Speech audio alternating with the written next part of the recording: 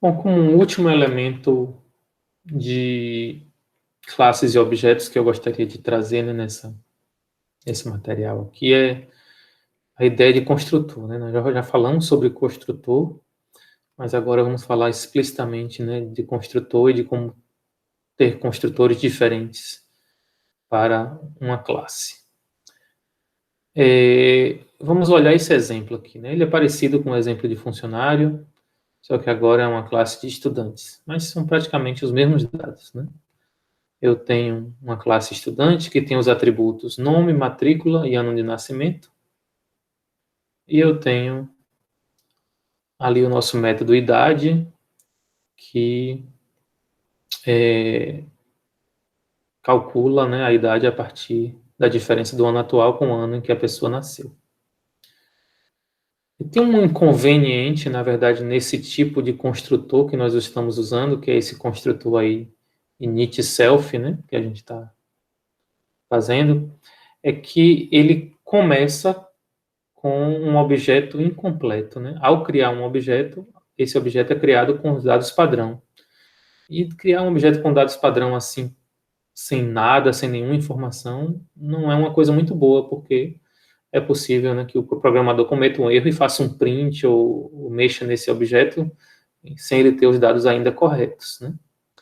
Então, a gente tem um outro tipo de construção de objetos, a gente vai fazer um construtor, um outro init diferente, que permite a gente já criar um objeto com dados mais fidedignos, né? Com dados mais autênticos.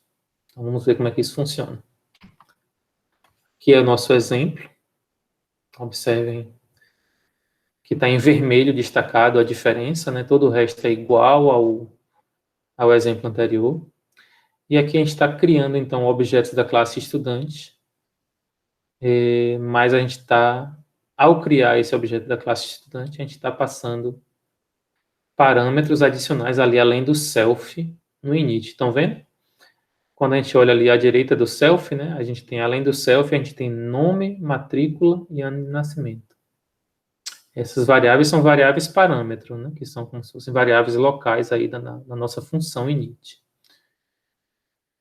E depois eu estou fazendo, né, uma coisa que parece estranha à primeira vista, mas é natural, né? Eu estou pegando o nosso atributo nome e estou colocando nele, né, estou atribuindo a ele o nome que foi passado no parêntese, como parâmetro da função construtora, ou do construtor, né? A mesma coisa a gente está fazendo com a matrícula. A matrícula que foi passada na variável local matrícula vai ser passada para o atributo matrícula, self.matrícula. E o ano de nascimento também, né? Vai ser passado, né? Parâmetro, né? Ano de nascimento vai ser passado para o atributo ano de nascimento. Então, aí nesse construtor, a gente tem 6 variáveis, né? 3 variáveis são as variáveis locais, que são parâmetros, e 3 variáveis que são os atributos. E, efetivamente, eu estou apenas copiando os parâmetros para os atributos. No fundo, a gente tem 7, né? Na verdade, 7 variáveis. O self também é uma variável. Mas, enfim, né? É um caso especial. Então, isso é uma forma de fazer, né? Criar objetos já passando parâmetros, né, com os elementos desse objeto e isso permite a gente já criar objetos mais consistentes. Por exemplo, em vez de fazer estudante igual a estudante, né, que seria no construtor anterior, depois vir, né, fazer 3 linhas aqui, uma para o nome, outra para a matrícula e outra para o ano de nascimento, a gente simplesmente cria o objeto e passa quem? Passa os parâmetros correspondentes a cada um desses atributos. Então, isso é passado na ordem que está colocado na sua classe, no seu construtor, né? Vamos voltar para o construtor. O construtor tem aqui, ó, olha a ordem. Primeiro, depois do self, né? Que o self é meio invisível, a gente não precisa passar ele lá na hora de criar. A gente está passando o nome primeiro, depois a matrícula e depois o ano de nascimento. Então, aqui tem que vir nessa ordem. Marcos Santos, 19.2.111.75, número de matrícula, e o ano de nascimento, 1999.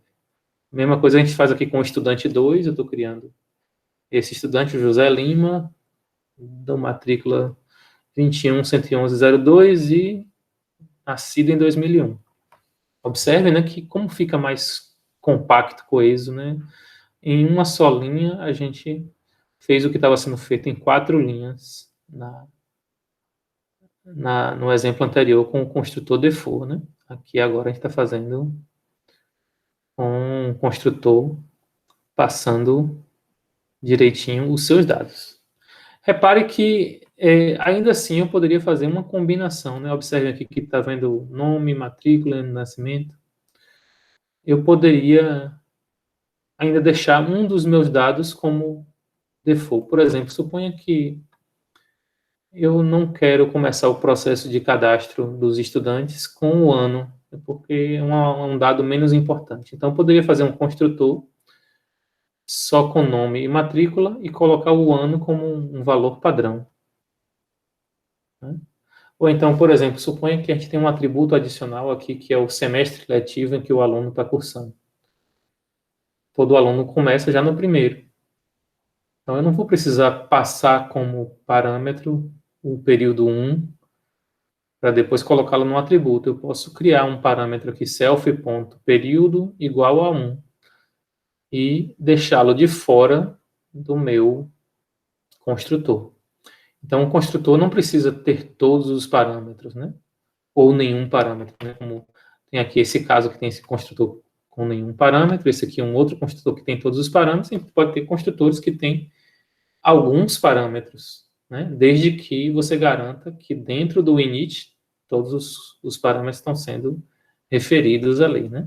Todos os importantes, né, que para você, né, dados que você quer guardar, estarão ali.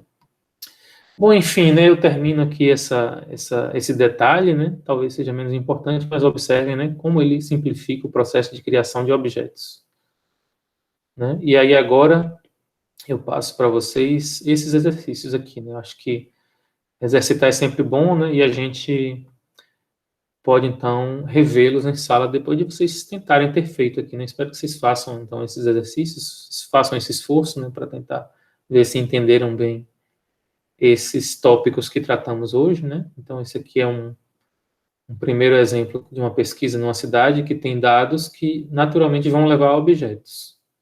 E sobre esses objetos, dados são entrados e depois são feitas algumas estatísticas.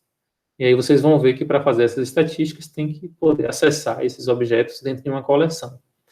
Do mesmo modo, esse segundo exercício aqui também tem a ver com isso. Tem um conjunto de elementos que vai levar vocês a um objeto e depois a gente quer cadastrar os dados de 2.000 clientes e fazer algumas operações aqui estatísticas ou dados que interessam à gerência da nossa agência. A gente fica então por aqui, né? Pedindo para vocês fazerem esses exercícios e depois a gente continua então com eles e com discussões sobre as dúvidas que vocês tenham em nosso momento do encontro síncrono, ok? Então até lá e exercitem bastante aí. Também tem uma lista de exercícios associada a objetos, aproveitem e brinquem com essa lista de exercícios. Um abraço para todos.